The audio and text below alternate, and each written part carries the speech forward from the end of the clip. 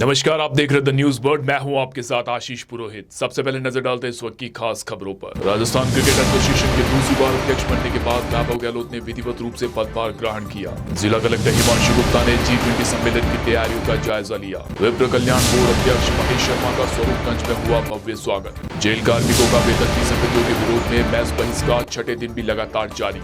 और अब खबरें विस्तार से। राजस्थान क्रिकेट एसोसिएशन के दूसरी बार अध्यक्ष बनने के बाद वैभव गहलोत ने आज विधिवत रूप से पदभार ग्रहण किया।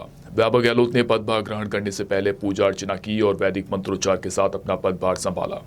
हाल ही में संपन्न हुए राजस्थान क्रिकेट एसोसिएशन के चुनाव में वैभव गहलोत को दूसरी बार निर्विरोध अध्यक्ष निर्वाचित किया गया है। वैभव गहलोत ने इस अवसर पर आरसीए के पदाधिकारियों व जिला क्रिकेट संघों का आभार जताया और कहा कि उनका प्रयास होगा कि राजस्थान क्रिकेट के सुधार के लिए सकारात्मक प्रयास किया जाए। साथ ही खिलाड़ियों को भी उचित अवसर प्रदान किया जाए ताकि वह अंतर्राष्ट्रीय स्तर पर अपनी प्रतिभा का प्रदर्शन कर सके।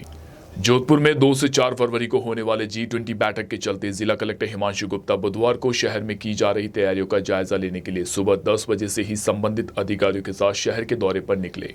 इस दौरान जिला कलेक्टर हिमांशु गुप्ता ने शहर के विभिन्न स्थानों Paota circle, Ummed club circle, Kamla Nehru college circle, circuit house circle सहित अन्य स्थानों पर पहुंचे और तैयारियों का जायजा लिया।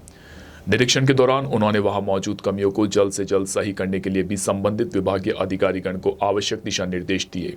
निरीक्षण के दौरान नगर निगम, जेडीए, पीएचडी, डिस्कॉम, पीडब्ल्यूडी सहित कई विभागीय अधिकारी मौजूद रहे। राजस्थान राज्य विप्र कल्याण बोर्ड अध्यक्ष महेश शर्मा स्वरूपगंज के निकट साईधाम क्षेत्र में पहुंचे, जहां क्षेत्रवासियों ने उनका भव्य स्वागत किया। विप्र फाउंडेशन से विनोद दवे ने क्षेत्र की समस्याओं से अवगत करवाते हुए बताया कि स्वरूपगंज में ट्रॉमा सेंटर की सख्त आवश्यकता है। ऐसे में आगामी राज्य सरकार के बजट में इसकी घोषणा कराने की बात कही। महेश शर्मा ने भी क्षेत्र की समस्याओं के समाधान का आश्वासन जताया। जिसका नाम ही विप्र कल्याण बोर्ड है, जो कल्याण के लिए, उत्थान के लिए, विप्र समाज के लिए, पुजारियों के लिए, मंदिरों के लिए, उस उद्देश्य से जो ये बोर्ड बनाया गया था उसकी जिम्मेदारी मुझे दी गई। और मैंने जिस मंशा के साथ सरकार ने बोर्ड बनाया था उसके उद्देश्य की पूर्ति के लिए मैंने समाज की बेटियां जो हॉस्टल की उनको दिक्कत आती थी, हर संभाग स्तर पर हॉस्टल चालू कराए। बच्चों को आपने देखा होगा, जो युवा हैं उनको छात्रवृत्ति में परेशानी आती थी। उस परेशानी को छात्रवृत्ति में कुछ ऐसी संवैधानिक प्रक्रियाएं के अंतर्गत कुछ राइडर्स लगा दिए थे। उन परिवारों की, विप्र समाज के या ईडब्ल्यूएस के परिवारों की छात्रवृत्ति में 1 लाख रुपए परिवार की आय कर रखी थी। और जो सरकारी स्कूल कॉलेज में पढ़े वही छात्रवृत्ति का हकदार होगा। उसमें हमने संशोधन कराया कि और अन्य जितने भी आरक्षित वर्ग है उनकी तरह ईडब्ल्यूएस के परिवार के बच्चों को भी छात्रवृत्ति का, जो 2.5 लाख रुपए परिवार की आय है और सरकारी, गैर सरकारी मान्यता प्राप्त किसी विद्यालय, महाविद्यालय में बच्चा पढ़ता है, उसके लिए वो सभी उस छात्रवृत्ति के हकदार होंगे। ये हमने संशोधन कराया। बच्चों के लिए ईडब्ल्यूएस प्रमाण पत्र आप देखते हैं, बड़ी कठिनाई होती है बनने में, उसमें प्रक्रिया लंबी थी, तो उसको ओबीसी की तर्ज पे हमने 3 साल कराया। ये तो हम कुछ काम है जो हमने विप्र समाज की प्रमुख मांगे थी वो करवाए। हॉस्टल्स खुल रहे हैं। हाँ, बताइए। बिल्कुल, बिल्कुल हमने अपने कल्याण बोर्ड की बैठक के अंदर प्रस्ताव पारित कर सरकार को भेजे हैं। उसमें हमने सरकार से निवेदन किया है कि विप्र समाज के लिए, जो हमारे लिए कल्याण के लिए, उत्थान के लिए योजनाएं बनाए, उसके लिए कोष स्थापित करे राज्य सरकार, विप्र कल्याण कोष। उसके तहत हमारी योजनाओं का संचालन हो, जिसमें प्रमुख रूप से बच्चों को छात्रवृत्ति की योजना, बच्चों को हॉस्टल की योजना, हर जिले के अंदर वैदिक स्कूल खोलने की योजना, संभाग स्तर पर वैदिक आवासीय स्कूल खोलने की योजना, मंदिरों के जो पुजारी हैं उनको सेवा सुषमा के लिए भोग राशि उनकी बढ़ोतरी के लिए हमने कहा। मंदिरों के पुजारियों को जो मानदेय बढ़ाने के लिए निवेदन किया है। ऐसे हमने बहुत सारे, ईडब्ल्यूएस में एक बहुत बड़ी समस्या आ रही है, बच्चियों को, शादीशुदा जो बहनें हैं उनको पिता और पति की दोनों की आय सम्मिलित की जाती है। तो हमने प्रस्ताव दिया है सरकार को कि केवल पिता की आय को विलोपित कर केवल पति की आय को मानी जाए, जिससे हमारे समाज की ईडब्ल्यूएस वर्ग की 50,000 महिलाएं इसका फायदा ले सके। ऐसी बहुत सारी योजनाएं जो हमने सरकार को भेजी है और आपको विश्वास दिला सकता हूँ कि जो बजट के अंदर इन योजनाओं को आपको देखने में मिलेगा। प्रदेश व्यापी आह्वान के बाद जेल कार्मिकों का वेतन विसंगतियों के विरोध में मैस बहिष्कार गुरुवार को छठे दिन भी लगातार जारी रहा। जोधपुर सेंट्रल जेल के बाहर धरना प्रदर्शन कर रहे जेल कार्मिकों ने बताया कि उनकी राज्य सरकार से मांग है कि उनकी वेतन विसंगति की मांग को दूर किया जाए और उनका सैलरी स्लैब बढ़ाया जाए, अन्यथा उनका अन्न त्याग लगातार जारी रहेगा। प्रदर्शन के दौरान महिला कार्मिक भी बड़ी संख्या में भूख हड़ताल पर बैठी है। गौरतलब है कि भूख हड़ताल के चलते अभी तक करीब 9 कार्मिकों को स्वास्थ्य बिगड़ने के चलते अस्पताल ले जाया जा चुका है। जय हिंद। आज हमारा 6वां दिन है, भूख हड़ताल पर बैठे हैं। कुछ भी हम लोगों ने खाया नहीं है, एक दाना भी नहीं खाया है हम लोगों ने। ये है कि हमारी मांगे मानी जाए और जब तक हमारे सीएम साहब हमें नहीं बोलेंगे समान वर्दी समान वेतन होना चाहिए। हमारा वेतन आरएसी के बराबर हो, हमारी वेतन विसंगति दूर हो और सभी जेल प्रहरियों की मांगों को पूरा किया जाए। जय हिंद। हाँ सर बताइए। हम जोधपुर जेल से, ये हमारे समस्त कार्मिक है। ये 13 तारीख से हमने मैच का बहिष्कार कर रखा है, सभी ने अंत्याग कर रखा है। 13 तारीख से सभी लोग यहाँ पे बैठे हैं। हमारे 7 कार्मिक है जो महात्मा गांधी हॉस्पिटल में एडमिट है और 4 लोग हैं जिनका अंदर उपचार चल रहा है और 13 लोग हैं जिनको उनको भी रेफ़र कर रखा है, जिनकी हालत है जो काफ़ी नाजुक बनी हुई है कई लोगों की। और सरकार से हमारी विनम्र अपील और विनती रहेगी कि हमारी मांगे हैं इनके ऊपर सहानुभूतिपूर्वक विचार कर आज शाम तक ही जो निर्णय है किया जाए। हमारी सिर्फ एक ही मांग है कि जेल में 2 एजेंसियाँ काम करती है, एक आरएसी जो बाहर काम करती है और हम जेल वाले अंदर रह के बंदियों के साथ 24 घंटे बिना मोबाइल के रह के काम करते हैं, बहुत हार्ड ड्यूटी है। तो हमारा वेतन एक समान हो। बाहर आरएसी का सिपाही है, उसका वेतन हमारे जेल वाले सिपाही से 15,000 रुपये ज़्यादा है, जबकि उनकी बंदियों से डायरेक्ट इंटरेक्शन भी नहीं है। हम बंदियों के बीच में रह के हार्ड ड्यूटी करते हैं, फिर भी हमारा वेतन कम है।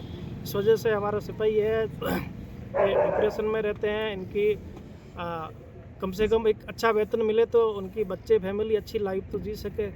ये हमारी बेसिक मांग है। इसको लेके हम 6 दिन हो गए हैं अभी तक डटे हुए हैं। जब तक ये निर्णय नहीं होगा रिटर्न में, जब तक ये नहीं आ जाएगा तब तक सब लोग हम यहीं पे रहेंगे। हरवंश सिंह नाम है मेरा, मैं जेलर हूँ। राजस्थान पैरामेडिकल स्टूडेंट यूनियन की ओर से बुधवार को जोधपुर जिला कलेक्ट्रेट कार्यालय के बाहर सांकेतिक धरना देकर पैरामेडिकल कोर्स से संबंधित भर्तियां निकालने की मांग की गई। पैरामेडिकल स्टूडेंट यूनियन के अभिषेक थिरोदा ने बताया कि वर्तमान में राज्य सरकार की ओर से 12 पैरामेडिकल कोर्स करवाए जा रहे हैं, लेकिन महज 3 पैरामेडिकल कोर्स की नियमित भर्ती की जा रही है। वहीं 9 पाठ्यक्रमों के लिए कोई भी भर्ती जारी नहीं की गई। इसके चलते अस्पतालों में सैकड़ों पद रिक्त है और वहीं हजारों छात्र बेरोजगार बैठे हैं। उन्होंने बताया कि पूर्व में भी उन्होंने राज्य सरकार से सभी पाठ्यक्रमों की भर्तियां निकालने की मांग की थी, लेकिन इसके बावजूद भी अभी तक इन पाठ्यक्रमों की कोई भर्तियां नहीं निकाली जा रही है। उन्होंने मांग की है कि राज्य सरकार जल्द से जल्द इन 9 पैरामेडिकल कोर्स के लिए सेवा नियम बनाकर इसी बजट में भर्तियां निकाले, साथ ही उनके सेवा नियमों को कैबिनेट से पास करवाए ताकि युवाओं को रोजगार मिल सके। उन्होंने कहा कि यदि राज्य सरकार ने इस बजट में शेष 9 पाठ्यक्रमों के लिए भर्तियां नहीं निकाली तो पूरे प्रदेश भर में पैरामेडिकल स्टूडेंट विरोध प्रदर्शन करेंगे। हमारे राजस्थान पैरामेडिकल स्टूडेंट यूनियन के तत्वाधान में आज विशाल धरना प्रदर्शन का आयोजन किया जा रहा है जोधपुर जिला कलेक्टर में। हमारी मुख्य मांग ये है कि राजस्थान पैरामेडिकल काउंसिल द्वारा 12 कोर्सों का संचालन किया जा रहा है, जिसमें से 3 कोर्सों की नियमित भर्ती आ रही है, लेकिन 9 पर सरकार के दोहरे रवैये के कारण हमारे ये 9 कोर्सों की कोई सेवा नियम और भर्ती नहीं आ रही है, जिसके कारण हजारों प्रशिक्षित बेरोजगार बैठे हैं। तो सरकार से हमारा विशेष निवेदन है कि राजस्थान में operation theatre technician, dialysis technician व ब्लड बैंक टेक्नीशियन के अलावा सभी कोर्सों का कैडर सेवा नियम शर्त बनाकर तुरंत उनकी भर्ती करें। इस बजट में 2023 के बजट में भर्ती जारी करें और अप्रूवल जो कैडर की फाइल बनी हुई है उस पर कैबिनेट की जल्द से जल्द मोहर लगाए। ये हमारा सांकेतिक धरना प्रदर्शन है। अगर इसमें सरकार किसी प्रकार का रिएक्शन नहीं लेती है तो हम इसे विशाल धरना प्रदर्शन व भूख हड़ताल पर बैठेंगे, अनिश्चितकालीन धरना प्रदर्शन करेंगे। यहाँ वक्त तो चला एक छोटे से ब्रेक का। ब्रेक के बाद भी खबरों का सिलसिला जारी रहेगा। आप बने रहिए द न्यूज बर्ड के साथ। हेल्थ से जुड़े हर विषय पर होगी सीधी बात। देखिए टॉक फॉर हेल्थ, जहां होंगे मेडिकल एक्सपर्ट्स, डॉक्टर्स और स्पेशलिस्ट जो आपको देंगे सही राय और सही सलाह। टॉक फॉर हेल्थ हर गुरुवार दोपहर 1 बजे। जनता से जुड़ी हर खबर,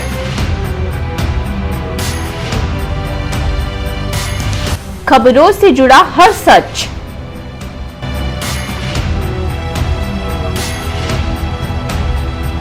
हर मुद्दे पर होगी हमारी नजर।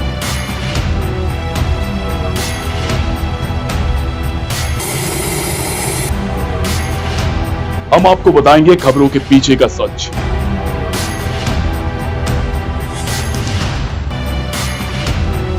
हम आपको सुनाएंगे भीड़ में दब रही आवाज। जनता के घरों से सरकारी गलियारों तक। द न्यूज बर्ड, आपके बीच, आपकी आवाज। ईश्वर की भक्ति, प्रभु की आराधना। अब होगी दिन की शुरुआत सरिता जोशी और अजय पुरोहित के साथ। देखिए भक्ति प्रवाह हर रोज सुबह 6 बजे। हजारों में सिर्फ उन्हीं की बात होगी जब सितारों से मुलाकात होगी। खुलेंगी कुछ बातें और कुछ राज जब गुफ्तगू आपके साथ होगी। मैं शिवानी लेकर आ रही हूँ बर्थडे स्पेशल, जिसमें मैं आपको बताऊंगी आपके ही पसंदीदा कलाकारों के बारे में। एक ऐसा प्रदेश जहां वीरों ने अपने खून से लिखा इतिहास। एक ऐसा प्रदेश जहां आज भी सुनाई जाती है वीरों की गाथाएं। एक ऐसा प्रदेश जहां के दुर्ग खुद बताते हैं यहां का इतिहास। द न्यूज बोर्ड पर देखिए गौरव राजस्थान का, हर सोमवार दोपहर 1 बजे। एक सितारा जिसने किया करोड़ों लोगों के दिलों पर राज, अपनी कलाकारी से कभी रुलाया तो कभी हंसाया। रंगमंच की दुनिया में जिसने की खूब अपनी जिंदगानी। द न्यूज बर्ड पर जानिए ऐसे ही सितारों की कहानी, अर्पिता की जुबानी। ब्रेक के बाद एक बार फिर से आपका स्वागत है। जोधपुर के व्यस्तम सोस्ती गेट रोड पर एक चोर ने बड़े शातिराना अंदाज से बाइक चोरी की घटना को अंजाम दिया। दरअसल मंगलवार शाम के वक्त 2 युवक बातचीत कर रहे थे, तभी एक चोर आया और मोटरसाइकिल लेकर रफू चक्कर हो गया। चोरी की यह घटना पास ही लगे सीसीटीवी में कैद हो गई, जिसमें साफ देखा जा सकता है कि किस तरह दोनों युवक बातों में व्यस्त हैं। तभी वहां एक चोर आता है और पास ही में खड़ी इन युवकों की बाइक चुरा कर ले जाता है। उदय मंदिर थाने में चोरी की रिपोर्ट दी गई, जिसके बाद पुलिस सीसीटीवी फुटेज के आधार पर इन चोरों की तलाश कर रही है। जोधपुर शहर के कायलाना चौराहे के पास मंगलवार रात में वहां खड़ी एक बस में अचानक आग लग जाने से क्षेत्रवासियों में हड़कंप मच गया। क्षेत्रवासियों ने बताया कि अचानक बस में आग की लपटें दिखने लगी और धू धू कर बस पूरी तरह जल गई। सूचना मिलने पर दमकल की गाड़ियां मौके पर पहुंची और आग पर काबू पाया गया। फायर ब्रिगेड ऑफिसर ने बताया कि सूचना मिली थी कि बस में आग लग गई है, जिसके बाद पूरी टीम यहां पहुंची और आग पर काबू पाया गया। उन्होंने बताया कि आग लगने के कारणों का पता तो नहीं चल पाया है, लेकिन पुलिस की इस पूरे मामले में जांच जारी है। ये गाड़ी हमारे रिपेयरिंग के लिए वर्कशॉप में खड़ी थी। अभी मुझे भी अभी जानकारी मिली, आया देखा कि पता लगा कि किसी अज्ञात लोगों ने यहाँ पे इस गाड़ी में आग लग गई। अब कैसे लगी है ये अभी पुलिस इन्वेस्टिगेशन करेगी, इसमें पता लगेगा। ठीक, क्या नाम आपका? मेरा नाम प्रवीण है, लक्ष्मी ट्रेवल्स की बसें से। पिंडवाड़ा तहसील के सिरोही रोड पर स्थित जनापुर सर्कल 4 लेन सड़क मार्ग पर आए दिन सड़क दुर्घटना में गांव सहित अन्य गांवों के लोगों की अकाल मौत होने के विरोध में विधायक, उपखंड अधिकारी, तहसीलदार सहित अन्य जनप्रतिनिधियों के आश्वासन के बाद भी ग्रामीणों ने दूसरे दिन अपनी धरना प्रदर्शन जारी रखा।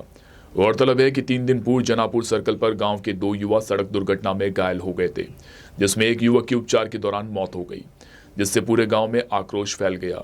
ग्रामीणों ने बताया कि इससे पूर्व भी जनापुर सर्किल पर अंडरब्रिज निर्माण को लेकर मांग की गई थी, लेकिन प्रशासन द्वारा इस ओर कोई ध्यान नहीं दिया जा रहा है। विधायक समाराम गरासिया ग्रामीणों से समझाइश करने पहुंचे और कहा कि मैंने नेशनल हाईवे अथॉरिटी से बात की है, 2 दिनों के भीतर यदि सर्वे करेंगे और सर्वे के बाद भी कोई समाधान नहीं निकला तो मैं स्वयं भी आपके साथ धरने पर बैठ जाऊंगा।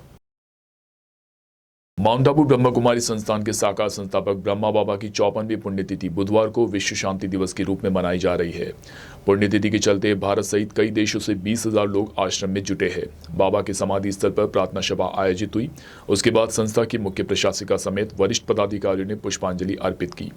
संगठन की मुख्य प्रशासिका राजयोगिनी दादी, रतन मोहिनी, भारतीय नौसेना के वाइस चीफ सतीश एन गोरमडे, संयुक्त मुख्य प्रशासिका डॉक्टर निर्मला दीदी इस दौरान उपस्थित रहे।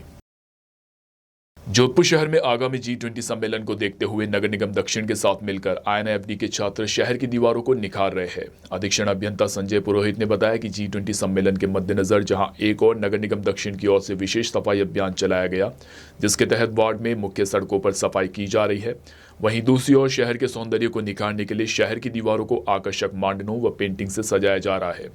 उन्होंने बताया कि नगर निगम दक्षिण और INFD संयुक्त रूप से शहर की दीवारों को निखारने का काम कर रही है।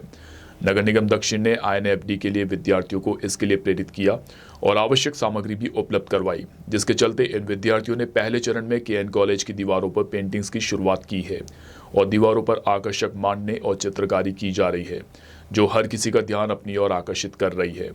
उन्होंने बताया कि नगर निगम दक्षिण विभिन्न स्वयंसेवी संस्थाओं के साथ मिलकर शहर के अन्य दीवारों पर भी इसी तरह पेंटिंग्स करवाएगा, ताकि विभिन्न देशों से आने वाले प्रतिनिधि जोधपुर शहर से बेहतरीन यादें लेकर लौटे। जैसा आपको मालूम है कि G20 कंट्रीज का जो अभी है जोधपुर में समिट हो रहा है, तो इनका पूरा रूट ये रातानाडा वगैरह जो एरिया है, इंजीनियरिंग कॉलेज है, इंडियाना होटल है, ताज हरी पैलेस है, इस वाले एरिया में इनका ज़्यादातर मूवमेंट रहेगा। कलेक्टर सर के ऑर्डर से इनके लिए को थोड़ा स्पेशल विशेष सफाई अभियान चलाया जाए, थोड़ा सौंदर्यीकरण किया जाए। तो हमारे नगर निगम के आयुक्त अरुण कुमार जी के निर्देशन में हम लोग KN हॉल की जो दीवार है उसकी पेंटिंग का काम कर रहे हैं। बेसिकली मोस्टली काम तो नगर निगम ही कर रहा है और इसमें हमने NIFT के स्टूडेंट्स का भी हमने सहयोग किया है। तो हमने NIFT के डायरेक्टर श्री नवीन मोनोज से संपर्क किया और युवा वेरी काइंड उन्होंने अपना पूरा सपोर्ट बनाया और जैसा कि आपने देखा होगा बच्चों ने बहुत बढ़िया काम किया और वाकई ये एक सौंदर्यीकरण की दिशा में एक अच्छा कदम है और मैं सोचता हूँ हम लोगों को ये गतिविधियाँ आगे भी जारी है। जोधपुर से जयपुर के बीच फ्लाइट का लंबे समय का इंतजार अब खत्म हो गया है, क्योंकि अब इंडिगो की फ्लाइट 2 फरवरी से जोधपुर जयपुर के बीच उड़ान भरेगी। G20 समिट 2 फरवरी से जोधपुर में होगा और उस दिन से काफी विदेशी मेहमान भी जोधपुर आएंगे। ऐसे में यह सुविधा 2 फरवरी से शुरू होगी, जिससे जोधपुर की जनता के साथ साथ प्रवासी जोधपुर वासियों को भी सुविधा मिलेगी। यह फ्लाइट इंदौर जोधपुर दिल्ली फ्लाइट जोधपुर से कनेक्ट होगी और सुबह 9:55 पर रवाना होकर वापस 12:15 पर आएगी। 1 घंटे के सफर में 3,000 रुपये किराया होगा। इंडिगो ने इसके लिए बुकिंग शुरू कर दी है। जोधपुर से जयपुर के बीच उड़ान सोमवार, मंगलवार, गुरुवार और शुक्रवार को रहेगी। और अब बात करते हैं मौसम की। पहाड़ों में हो रही बर्फबारी और उत्तरी शीतलहर हवाओं ने शेखावटी अंचल को ठिठुरा कर रख दिया है। शीतलहर से आमजन की मुश्किलें और बढ़ रही है। बुधवार को फतेहपुर कृषि अनुसंधान केंद्र में न्यूनतम तापमान -2.2 डिग्री दर्ज किया गया। सर्दी से बचने के लिए गर्म कपड़ों से लदे होने के बावजूद ठिठुरते नजर आए। जगह जगह अलाव लगाकर ठंड से बचाव करते दिखे। वहीं खेतों में फसलों और सिंचाई के फव्वारों के पाइप पर पूरी तरह से बर्फ जम गई। इससे किसानों को भारी समस्याओं का सामना करना पड़ रहा है। ज्यादा सर्दी पड़ने से किसानों की फसलें खराब हो रही है। किसानों को भारी आर्थिक नुकसान भी उठाना पड़ रहा है। मौसम विशेषज्ञों की माने तो 2 दिन बाद लोगों को सर्दी से कुछ राहत मिलेगी।